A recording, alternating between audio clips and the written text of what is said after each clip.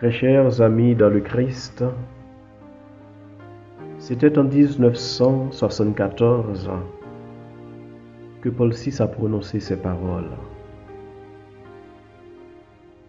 Les hommes d'aujourd'hui ont plus besoin de témoins que de maîtres. Et lorsqu'ils suivent des maîtres, c'est parce que leurs maîtres sont devenus des témoins. Des paroles pour inviter à témoigner, à enseigner, à prêcher par l'exemple et qui répondent bien à ce que Jésus nous révèle cette semaine.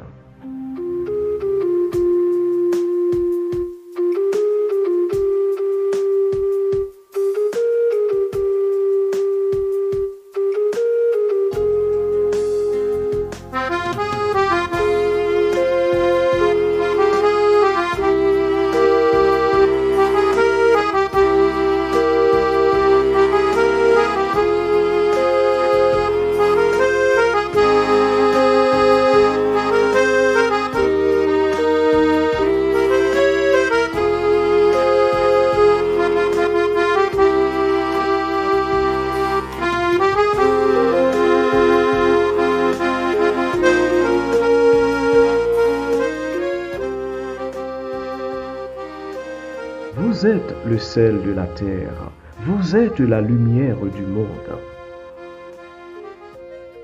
De ce monde marqué par des crises écologiques, sécuritaires, spirituelles, et j'en passe. Si nous évoquons des crises de toutes sortes, c'est que nous vivons un moment crucial où tout est encore possible. Le relèvement comme l'anéantissement, le meilleur comme le pire. Et si nous sommes en crise, une crise multiforme, c'est donc le moment de nous demander ce que nous pouvons faire, ce que nous devons faire. Voilà pourquoi en cette semaine, où Jésus, la source d'eau vive, nous rappelle ce que nous sommes, nous nous proposons 3 figures pouvant nous inspirer et nous aider à comprendre comment devenir, sinon demeurer lumière au cœur de ce monde. La première figure, Sainte Hildegarde de Bingen. Elle est moniale allemande du XIIe siècle et docteur de l'Église. L'histoire de sa vie va de pair avec la prise de conscience de l'urgence des questions environnementales et de la fragilité de l'être humain. Au cœur de ses écrits visionnaires sont mises en évidence la célébration de la beauté et de la bonté de la création, sa perception de l'homme intégral, sa vision holistique du monde. Elle est fêtée le 17 septembre. Elle nous enseigne, entre autres, que l'une des conséquences de notre rencontre avec le Christ, la vraie lumière, est d'être gardien de la création. Nous ne pouvons pas nous dire chrétiens aujourd'hui sans protéger, sans prendre soin de la création. Et en prenant soin de la création, nous devenons lumière au cœur de ce monde. La deuxième figure est Charles de Foucault, un homme qui savait reconnaître en toute personne un frère ou une sœur en humanité. Peu importe sa religion, son origine, sa culture. Il eut à dire lors d'une expérience missionnaire: « Je veux habituer tous les habitants, chrétiens, musulmans, juifs et idolâtres, à me regarder comme leur frère, le frère universel. » Une expression qui sera reprise par Paul VI en 1967 dans l'encyclique Populorum Progressio. Qu'il suffise de rappeler l'exemple du père de Foucault qui fut jugé digne d'être appelé pour sa charité le frère universel. Reprise aussi par le pape François dans son encyclique Fratelli Tutti. Charles de Foucault nous enseigne que la racine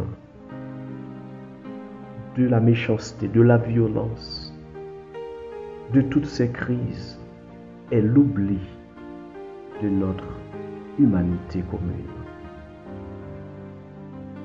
Il nous invite à voir en toute personne que le Seigneur met sur notre chemin un frère, une sœur à aimer, à protéger, à guider, à pardonner.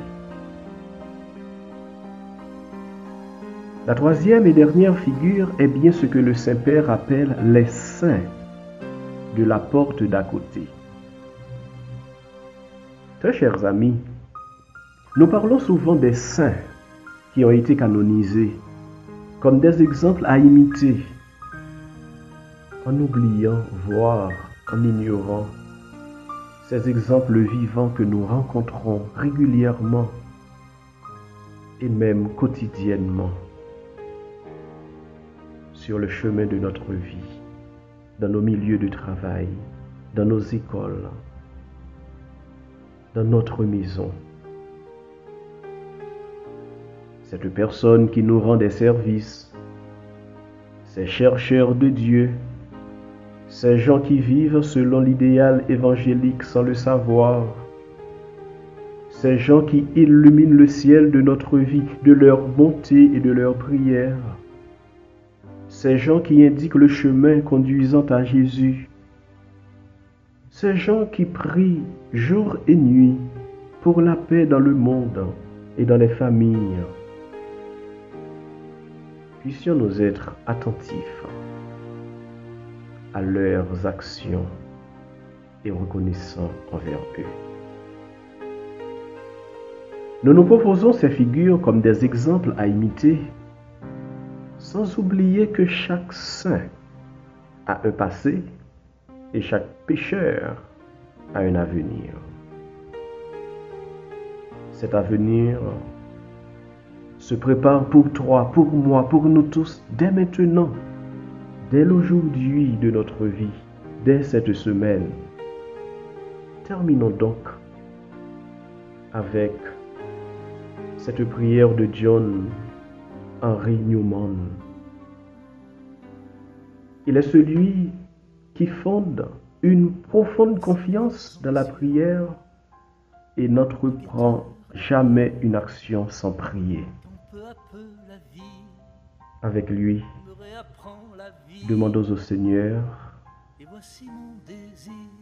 la grâce d'être lumière pour nos frères et sœurs. Seigneur Jésus, inonde-moi de ton esprit et de ta vie.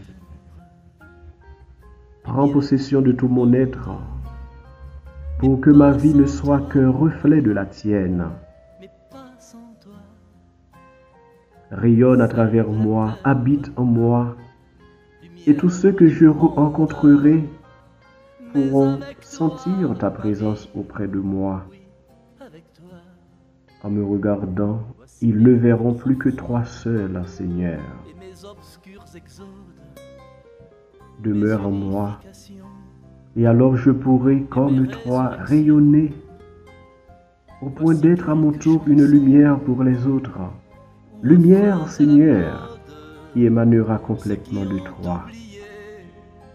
Car c'est toi qui, à travers moi, illuminera les autres. Ainsi, ma vie deviendra une louange à ta gloire, la louange que tu préfères, en te faisant rayonner sur ceux qui m'entourent. Par la plénitude éclatante de l'amour que te porte mon cœur. Amen. Très chers amis dans le Christ, bon dimanche, très belle semaine sous le regard du Seigneur.